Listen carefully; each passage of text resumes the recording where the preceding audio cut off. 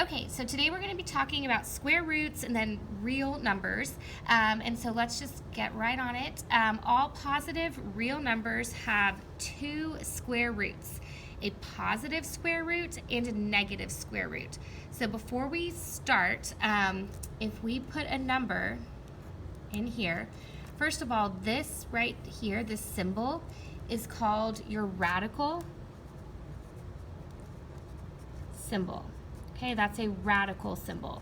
And then what you put inside your radical symbol is what we call the radicand.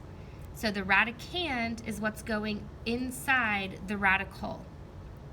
Other important information, 0 is the only number that only has one square root. Negative numbers have no square roots. Okay, so let's talk about that really quick. So for example, if I gave you, well, let's talk about positives and then I'll show you why negatives don't have any. Okay, if you are given this means tell me what the square root of 49 is, and it's 7, because 7 times 7 is 49. Okay, and this symbol, if this is all you have, that's called the primary root, which just means they only want the positive square root. If you're given a symbol like this means I want to know both the square roots of 25. So that's 5 and negative 5, because 5 times 5 is 25, but negative 5 times negative 5 is also 25. Okay, so it could be a positive or a negative, because if you square negative 5, you still get positive 25. And then this is asking for the negative root of 100, so that's negative 10. Okay, so if you come back up here, let's say I gave you the square root of negative 100. That's saying what number times itself gives you negative 100. There isn't a number that does that, right? Because a positive times a positive is a positive, and a negative times a negative is a positive. So if you're multiplying a number by itself, it's automatically going to be positive no matter what. Okay, the square root of an integer is called a perfect, or the square of an integer, not the square root. The square of an integer is called a perfect square. So 7 squared is 49. 49 is the perfect square. 5 squared, 5 times 5 is 25. 25 is the perfect square. So down here, I've actually listed them all out for you. Everything that I'm boxing in, these are the perfect squares, right? 1 is a perfect square because 1 times 1 is 1. 4 is a perfect square because 2 times 2 is 4. 484 is a perfect square because 22 squared is 484. So this list will be super helpful when you look on the next page. So I'm going to move this over for a sec. It says approximate the square root to the nearest integer. Okay, so I'm looking at, well, what is the square root of 32 closest to? And you could say, well, I know that the square root of 25 is 5. And I know that the square root of 36 is 6. So is 32 closer to 25 or 36?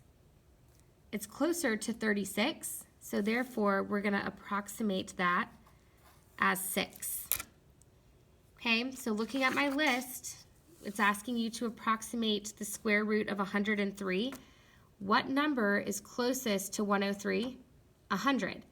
And what's the square root of 100? 10.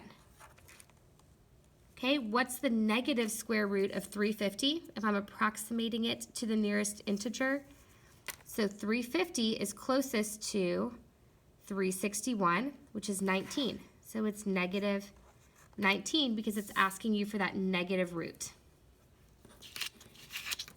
Okay, so what we have to talk about next are irrational numbers. And an irrational number is a number that can't be written as the quotient of two numbers. Okay, you can't write it as a fraction, right? The quotient of two numbers is also known as a fraction. in decimal form, it does not end or repeat. Okay, so if it is the square root of a non-perfect square, then therefore it is irrational. Okay, and I can show you on this calculator. Okay, if I type in, let's see, the square root of 25, it's 5.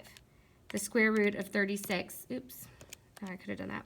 The square root of 36, hello, is 6. Okay, if I type in something that's not on my list, like what I just did a second ago, like the square root of 30, I get 5.47722255.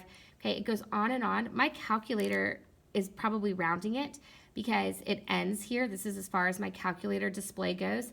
But this number on its own would go on forever and ever and ever, and it would never end and it would never repeat because there's no number that you can multiply or times itself or square to get 30. Okay, the square root of 5. 2.23606, you cannot define it. It goes on forever and it's never going to end and it's never going to repeat.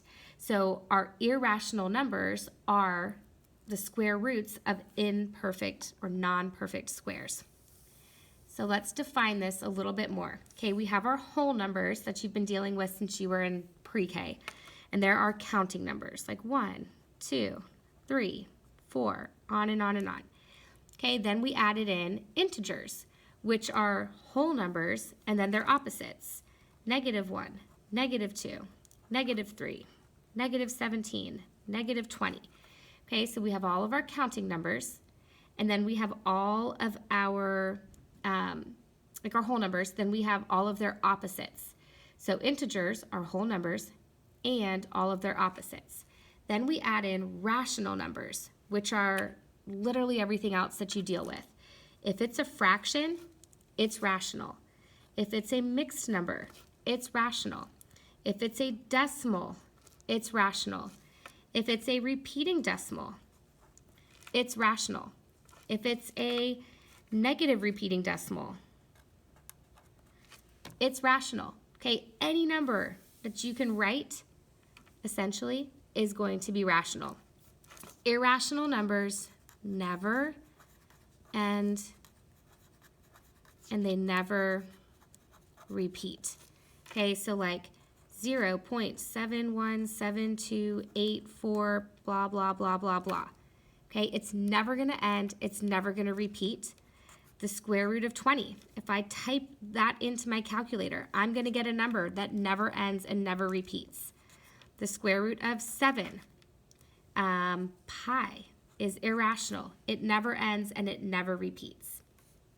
So our last thing that we have to do is we're going to be putting these numbers in order from least to greatest. Okay, so I like to use a number line. Sometimes they're obvious, other times not quite. So I know, I'm going to start here with what I know. I know the square root of 9 is 3. Okay, so that's the square root of 9. I know that negative 2.5 is going to go right down here because I'm going to turn my paper. It's directly in between -2 and -3. Okay, then I have 4/3. So that's like 1 1/3, right? 4/3. So now I have the negative square root of 5. Negative square root of 5. So looking at that, I need to decide, well, is that going to be closer to this? Another way of writing this would be the negative root of 4, right? And this is the negative root of 9.